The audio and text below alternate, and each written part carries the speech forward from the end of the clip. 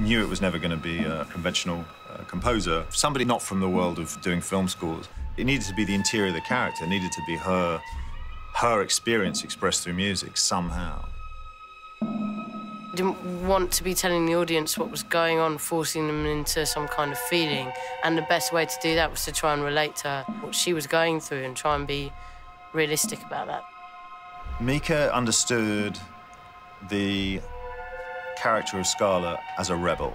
The stakes are very high for her, but she's going to do it, and she's going to go off into the unknown and take that plunge, you know, and that felt very, very correct to me. I'm not sure, like, a male composer would have thought of it in those terms. The end result of the music is kind of easily broken down in my mind into a few kind of thematic pieces of material. Those symbols, in my mind, sort of relate to the cosmos.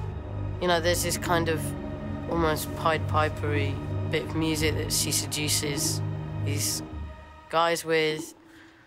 That, to me, is almost more superficial. It's like functional.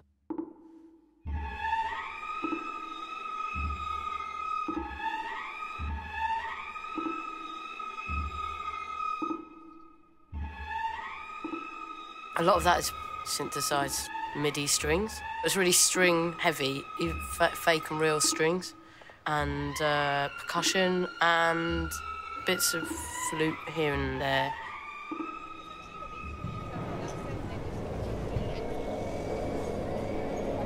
My job was to do the things that you can't see. So just try and express her feelings, her experiences of love or fear or hate. If you feel anger or joy or something like that, it might be like a really intense feeling of that subsides very quickly. So, for instance, in this middle montage bit, she sort of has this rush of having this feeling. She might not be able to decipher it. She doesn't know what it means yet, if it's attached to people, what it's attached to. She just sort of stores that up. And it was important to be simple and bold and clear with that. You're starting with like something that's a scientific, it's kind of hard to gauge, and then it becomes personalised and warmed with these crescendo-y chords. She becomes more human. The music is warmer. It may even seem over the top. It's incredibly emotional, and it just made sense not to go against that, you know, just go with it.